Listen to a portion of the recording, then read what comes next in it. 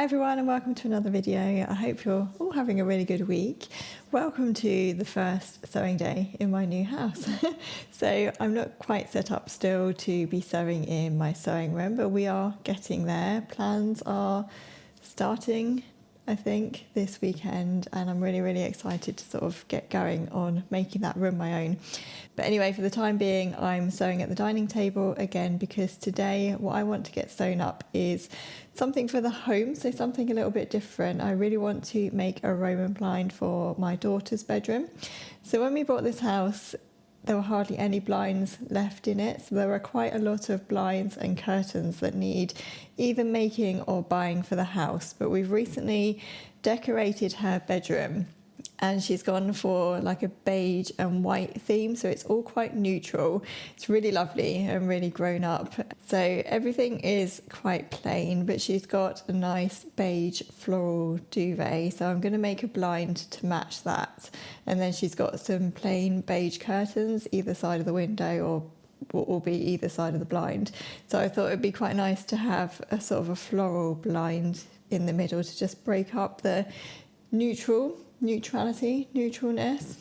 of the room and just add a little bit of kind of prettiness. So I have shared on this channel before that I do make quite a lot of Roman blinds and curtains for our house, and it's always had quite a lot of interest, so I thought I would just share the process with you today.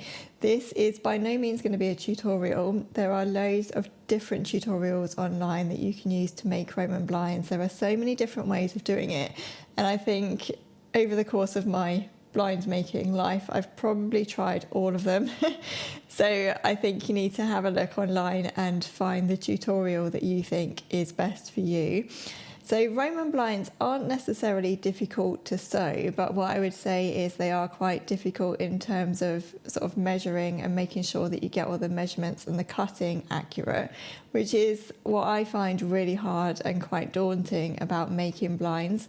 So you need to take the measurement of your window, and then you need to make a few calculations for how many folds the blind is going to have and how many rods there are going to be in the blind and what the spacing is going to be of those folds, because you want it to look right and kind of in proportion when it's up at your window. But once all that measuring is done, I actually think that the sewing process is quite easy.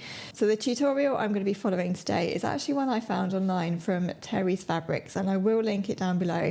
So I think the process that I'm going to be following today is probably one of the easiest ways to make Roman blinds, and that is using rod tape. So as I say, there are various different ways that you can do this. I think I have probably tried them all. You can actually sew some of the blind on a machine, or you can sew them completely hand sewn. You can use rod tape, you can make your own rod pockets, you can kind of calculate extra fabric in the lining to make rod pockets, and I haven't really found one way to be preferable over the other, if you know what I mean. But what I will say is that it does depend, I think, on the size of your window. So in our previous house, my daughter had an absolutely huge wide window, and I did make blinds for that window because it would have cost an absolute fortune to actually get them made. And because that window was so wide, the easiest way I found to do that was to just sew the tape in, and that just gave it a little bit more stability. But my son, in contrast, had a really narrow window, and I found that the neatest way to make a blind for that narrow window was just to do the hand sewing method. So with that method, you don't have to stitch through all of the fabric. You can kind of just let it fold using the rod pockets on the back. If you're new to blind making, I might not be making any kind of sense here, but you may have seen all of these different methods and wondered which was the best. So I think if you're new to making Roman blinds, probably follow the method that I'm going to be using today. And as I say, I will link that tutorial down below in case it's helpful. So let me talk about the fabric and materials that I'm going to be using today. So as I mentioned, my daughter has a beige and white room. We brought her a new duvet from Dunelm's, local to us. It's actually this duvet. So she has it, because her room is beige, she's going to have it on the beige side. So this is a kind of reversible duvet.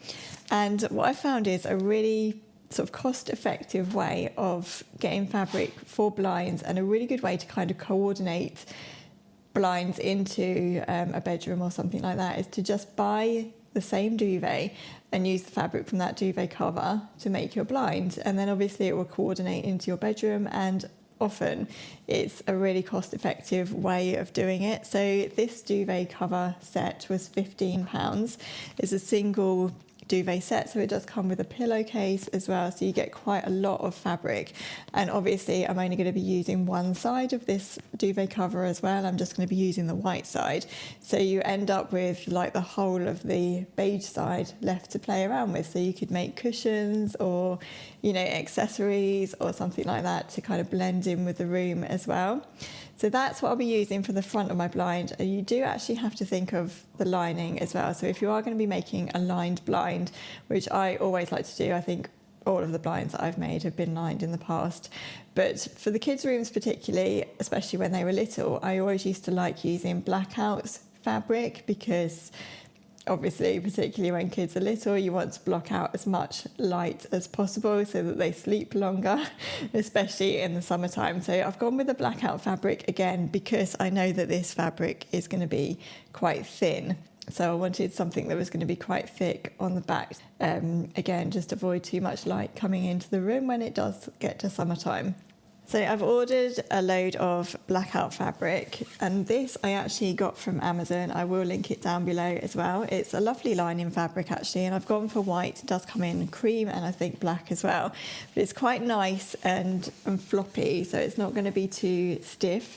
I have had blackout fabric before in the past where it's been really quite thick, so it's quite cottony and white on the front, and then on the back it's got a little bit of a sort of a more suede kind of texture on the back, and that is what just blocks out the light. So that's what I'm going to be using for my lining fabric. Annoyingly, because I know that I do have these supplies somewhere around in the house, but because we've moved, I just at the moment have no idea where they are. I did order some more blind making supplies from Amazon as well, so I've got the cord that you need to be able to pull up the blind. I brought the little toggle things, so that will hang on the end of the string so that you can easily pull the blind up, and then I just got the cleats and those other things that will screw onto your wall so that you can wrap the cord around when your blind is up.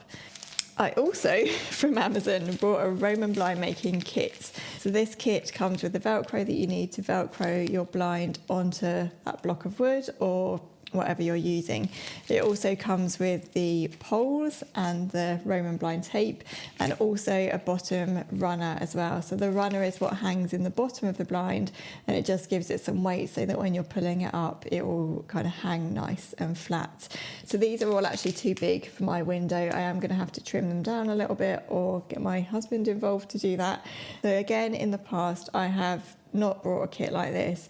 I've just used Velcro that I've had in my own sewing stash, and I've used pieces of like wooden dowel for the runners as well, which you can just pick up from somewhere like B&Q and cut to your own size, and that's probably more cost effective, I would say, than buying a Roman blind kit. But just for ease of purpose this time, because we've moved and, you know, I just wanted everything to be easy, I did buy this kit.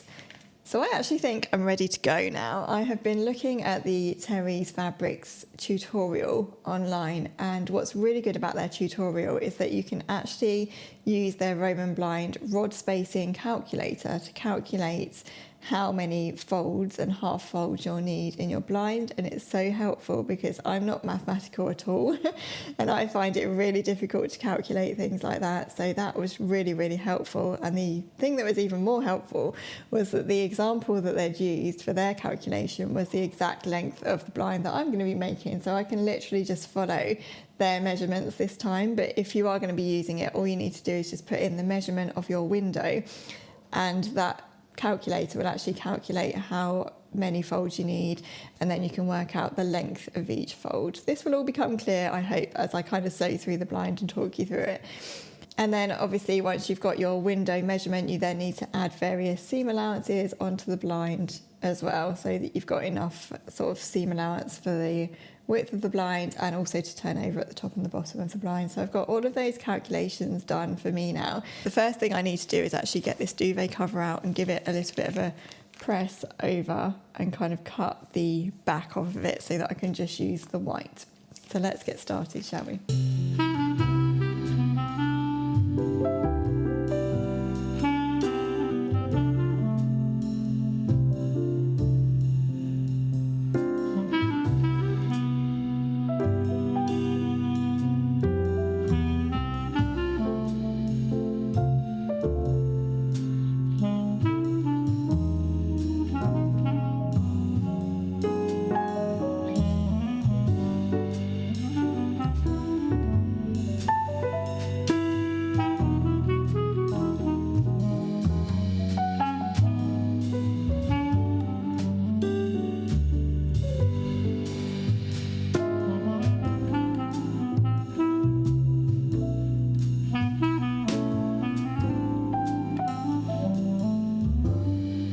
everything is cut out now. That did take quite a while because I always like to measure and then measure again just to make sure that everything is lining up, and it is a bit difficult, as I say, to cut it out on the table. If you have a big enough floor to lay everything out on, then it might be better actually laying it all out on the floor.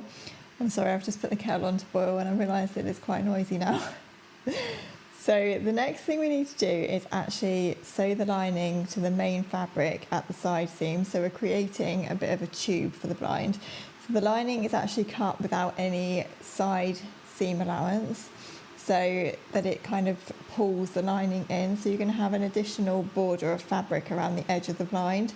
So the lining isn't going to come up to the edge of the blind, if that makes sense. There's going to be a little bit of fabric at each edge. So if you have a blind which isn't perfectly square, which obviously most windows aren't, you need to make sure that you're sewing the side seams together rather than the top and bottom. So my window is wider than it is long, so I need to make sure that I'm sewing together the shortest edges first. So we sew those right sides together and then just press the seams open.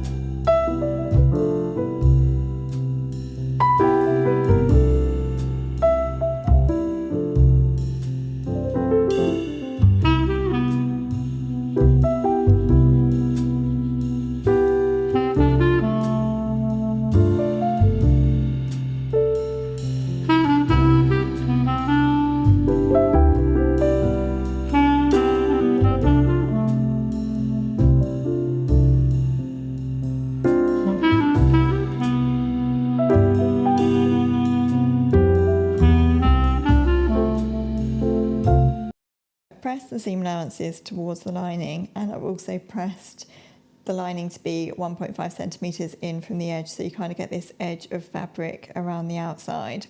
And it's looking quite pretty, isn't it? I really like how the floral looks against the white backing fabric.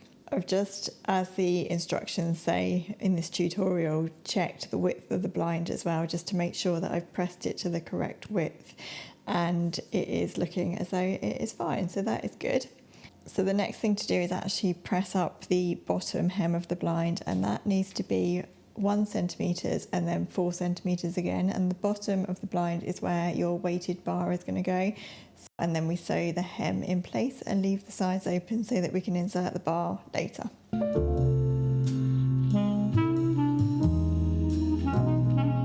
Right, so I have just sewn in place my hem at the bottom. So this is what it looks like on the back, and then your bar at the bottom will just go through this hole here, and that will help it to hang nicely. So this is what I mean really about this being the quickest and easiest method to make a blind. If you were doing this sort of perfectly, you would mite the corners of the outside fabric, and then you'd have the lining kind of laying over the top of the hem. Needs must.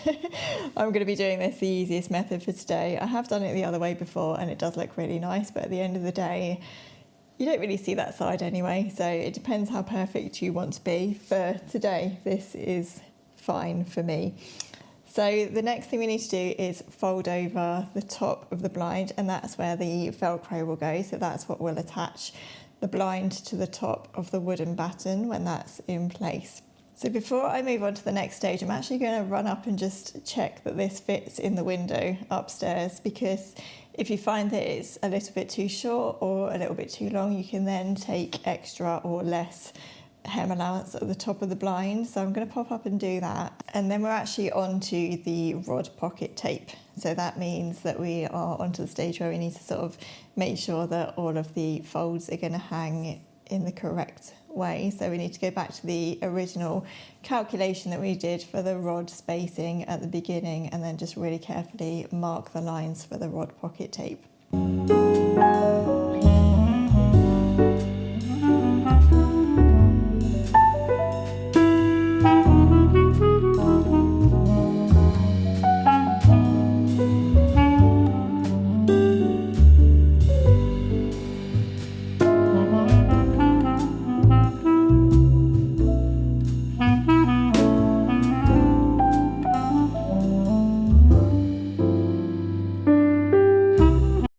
So now we come to attaching the tape, and there are various different types of tape that you can use for this. So pretty much all of them will look like this basically. So there'll be a strip of tape, and then there'll be some sort of loopy stitching lines all across the tape, and then there'll be an opening at the end of the tape where you will insert the dowel or the rod or whatever you're using.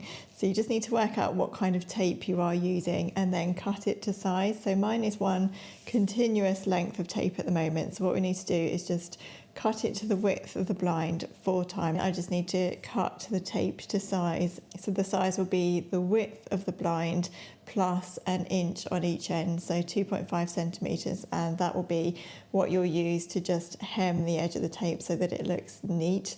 It's not the nicest stuff to work with, this tape, because it does tend to unravel. It's got that sort of grainy texture. So because I have the kind of tape where you insert the rod from one end to the other, I just need to hem one end of the tape and leave the other one open for now. So that on one end I've got a nicely hemmed end so that I can poke my dowel in and it's not going to come out the other end. And then we will stitch the tape to the lines that we've marked on the back of the blind.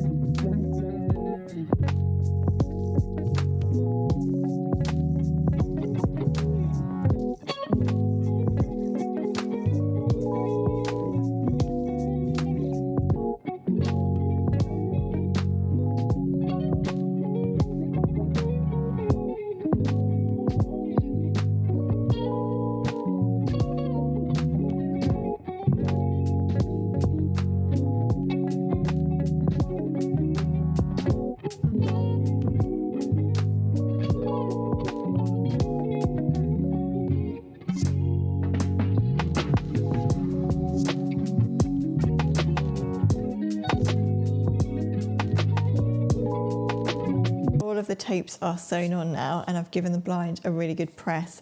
So at this point you would normally trim your poles and your bottom weight, or your dowels or your rods, that's the right word, to the right width, and then you would put those into the blind. But I can't do that at the moment because I need the help of my husband to trim the poles, and he's not here at the moment. So what I'm going to do is just attach the Velcro to the top of the blind first, and then that will be all of the sewing done.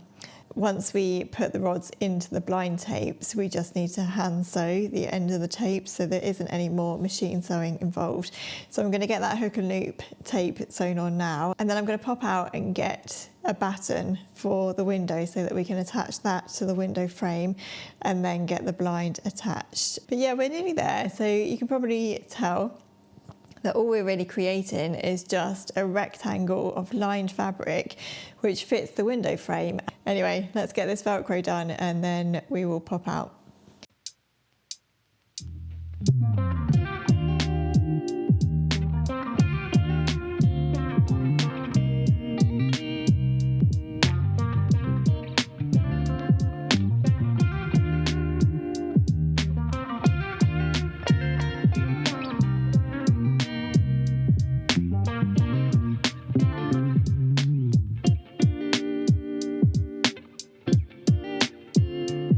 Hello everyone, a week has actually passed since I last spoke to you about this blind, and I've had to leave it for a little while. But I think the last time I spoke to you, I was going to B&Q to get my dowel and my rings. So I just wanted to show you what the batten for the window. So I just wanted to show you what the batten looks like. So this is what you want, something that looks like this. So I had to buy this in a very long piece of wood, but in our local B&Q, which is where I bought this from, they will actually cut wood to size for you. So if you know the width of your window, you can go to the cutting place, the cutting area of B&Q, and just let them know how long you want it to be, and they will just slice it for you at that width. So that's nice and easy, because I would not have got the length of this in my car if they hadn't cut it to size. So that is all done. I just need to get my husband to install that at the window. So you would just drill that into the top of the window. And then the other things that I just needed to buy from B&Q were these little screw eyes. So those actually screw into this batten, and that will be where your string will thread through so that the blind will pull. So once everything is done and you're ready to put your cords in, they thread up through the blind, through the top of the batten where the hooks are and down the other side, and that is where you'll pull the blind up from. And I will try and explain that in a little bit more understandable detail when I get to that point. The difficult thing about this again is that there's a little bit more measuring to do at this point, because depending on the width of your blind, you need to work out how many screws you need and how many cords you need to make the blind pull evenly. So what I tend to do, or what I've done in the past, and this is really just sort of guesswork, I don't know if there is a proper way to do this or not, but I will put my first cord about 5 centimeters in from the edge of my blind on both sides, and then I will evenly space throughout the blind however many other cords I need. I'm supposed to space the strings between 20 centimeters and 40 centimeters apart. You shouldn't really go any wider than that, because then your blind might gape slightly just where it's got too much fabric and there's not enough tension being pulled up with the strings. So I'm going to get my husband to do the batten. We're going to trim the blinds and the rods, and I can put those in, hand sew and hem the edges of the tape so that that looks nice and neat. And then I can work out where I need to put my strings, and then we can put the blind up. So not too far to go now, just some sort of annoying bits and pieces that need to be done before we can completely finish this. So yeah, I will continue and I will let you know what I'm doing as best as I can as I go.